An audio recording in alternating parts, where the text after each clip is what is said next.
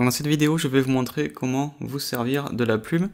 Donc la plume sert à faire des tracés. Ces tracés peuvent ensuite être convertis dans des sélections ou bien dans une forme vectorielle qui va plutôt être l'aspect qui nous intéresse dans cette formation, puisque là on va parler du dessin vectoriel. Donc la plume se situe à gauche, elle affiche un certain nombre d'options qui sont contextuelles à l'outil, comme tous les autres outils de Photoshop. On va juste voir le fonctionnement de base. Le but de la manœuvre, vous l'avez compris, ça va être de transformer cette photo de poire toute simple en une forme vectorielle. Donc avant toute chose, je vais zoomer un petit peu et je vais juste vous montrer le fonctionnement de base, à savoir la plume trace des points, un clic égale un point. Dès que l'on met un deuxième point, il y a une ligne qui relie les deux points entre eux. Donc par défaut, lorsque l'on fait que cliquer, ce sont juste des droites qui vont relier les points, puisque vous savez que le plus court chemin entre deux points, c'est une droite. Dès qu'on va arriver sur le dernier point, l'icône de la plume va changer avec la petite boucle qui indique que le tracé est fermé.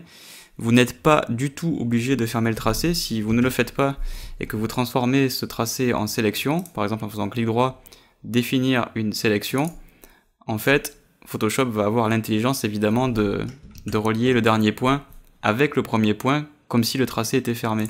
On peut aussi faire créer un masque vectoriel, et vous voyez que de la même façon, le masque va être créé avec tous ces points, même si ce n'est pas fermé. Donc là, on a fait un masque vectoriel sur une zone où on ne voit rien, mais si je déplace le masque, voilà, vous voyez que, encore une fois, Photoshop a eu l'intelligence de faire comme si le tracé était fermé, d'établir une droite entre ces deux points, ce qui est évidemment le comportement le plus logique. Donc nous, ce qui nous intéresse, c'est surtout de faire des tracés avec des courbes. Donc si je reprends la plume, et que au lieu de lâcher le clic, je reste appuyé, on voit que je vais faire sortir deux tangentes à ma courbe. Une qui influe sur le point d'avant, donc c'est la tangente qui est avant, et une qui va influencer le point d'après, qui ici n'est pas encore tracée, mais puisqu'elle part vers le bas, en fait cela m'indique que ma courbe va d'abord avoir une inflexion vers le bas avant de reprendre la direction du point que je lui ai donné. Ça veut dire que pendant que l'on fait un tracé, il faut constamment réfléchir à où on va aller et quelle est la courbe sur laquelle on se calque, puisque s'il y a un changement trop abrupt dans le dessin de notre courbe, il ne faudra pas placer un point mais deux points, donc il faut essayer de définir les endroits où on place nos points. Donc si on applique ça maintenant, on va commencer par exemple ici. Donc il faut zoomer, pas trop près, pas trop loin non plus. Là par exemple j'ai une première courbe et là j'ai un plat qui m'indique que je vais avoir un changement de direction derrière. Donc par exemple si je mets un point là-bas, il est évident que je ne peux pas en un seul point, vous le voyez, avoir les deux courbes. Donc je vais plutôt me mettre vers ici, cliquer, rester appuyé pour bien épouser le contour. Et là ma tangente du point d'après va vers le haut, ce qui est exactement mon cas sur la courbe. Donc je devrais pas être trop gêné, mais je pense que je suis allé un peu loin. Ah, encore que ça passe bien dessus. On va arriver de toute façon à un cas de figure où vous allez voir que ça va pas bien fonctionner. On va se mettre maintenant vers ici, donc CTRL Z pour annuler.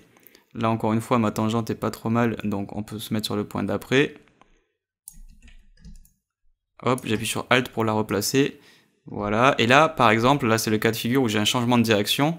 Si je ne replace pas ma tangente d'après avec Alt, comme je suis en train de le faire ici, et bien du coup les deux tangentes bougent, donc déjà c'est assez gênant.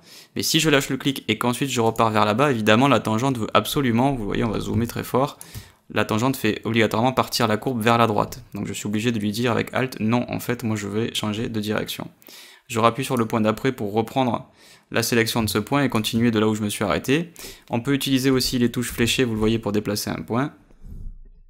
Et on va continuer notre tracé en faisant clic. Je reste appuyé, là je change de direction avec Alt, je lâche le clic, je lâche Alt, et surtout on le fait dans cet ordre-là. C'est toujours je lâche le clic et je lâche Alt. Si vous faites l'inverse, ça fait sauter la tangente, et on épouse la direction de notre dessin pour avoir le tracé le plus détaillé possible, sans pour autant avoir trop de points, ni pas assez. Alors j'ai vu des personnes faire ce genre de choses. Voilà, c'est-à-dire mitrailler la souris pour avoir une tonne de points, ce qui est problématique quand on veut faire une retouche, parce que vous voyez qu'il faut bouger 50 points ensuite pour pouvoir faire sa retouche, si jamais il y a un petit souci sur le tracé. Donc c'est pas génial. S'il y a un point que vous voulez enlever, vous avez cet outil qui s'appelle outil sélection directe qui permet de sélectionner les points mais aussi les tangentes. Donc là par exemple vous voyez je peux bouger les tangentes, je peux bouger les points, et pour supprimer un point on va appuyer sur Supr. On voit ici que si j'appuie sur Supr avec l'outil sélection directe, je fais un trou dans le tracé, ce qui, si je définis une sélection ici, si j'avais fermé ma poire, il ferait lui-même la liaison, mais c'est pas l'idéal d'avoir un tracé ouvert comme ça. Donc quand on veut supprimer un point et ne pas faire de trou, on va sur l'outil plume, on reste appuyé, et on a un outil qui s'appelle outil suppression de point d'ancrage, qui va, vous le voyez, enlever un point, mais sans faire de trou. On a évidemment du coup l'outil ajout de point d'ancrage qui permet de faire la même chose. Autre chose, si jamais vous voulez changer par exemple un point qui définit une courbe en un point qui doit faire une droite, donc par exemple j'ai ici entre ces deux points, vous le voyez, une tangente, donc en fait c'est défini comme une courbe, mais en réalité ça va tout droit, donc c'est pas nécessaire. Donc ce que je pourrais faire, c'est le convertir en un point, et quand je clique vous voyez que ça fait disparaître la tangente. Maintenant c'est devenu une droite. On peut voir ça sur un autre tracé à part. Donc j'ai défini, vous le voyez, une courbe et une deuxième à l'aide de 3 points.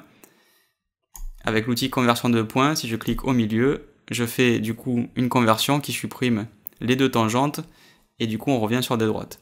Avec le même outil, je pourrais recliquer et rester appuyé pour faire ressortir les tangentes. Donc voilà à quoi sert cet outil qui s'appelle conversion de points, et qui est d'ailleurs aussi disponible quand on utilise la flèche blanche, puisqu'on peut le faire sortir avec CTRL et ALT enfoncé. C'est-à-dire que j'ai la flèche blanche, je survole le point, j'appuie sur CTRL et ALT, je clique et ça enlève les deux tangentes pour transformer mes courbes en des droites.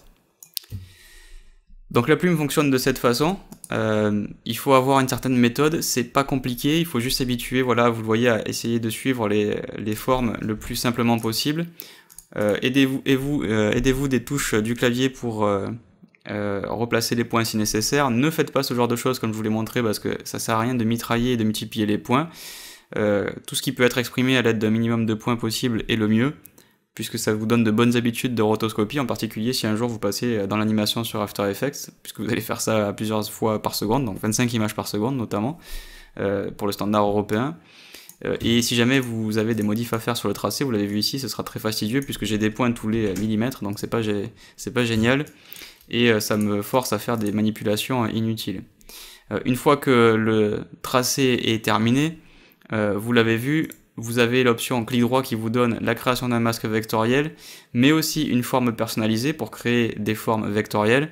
Et si vous voulez simplement obtenir une sélection, ce sera définir une sélection.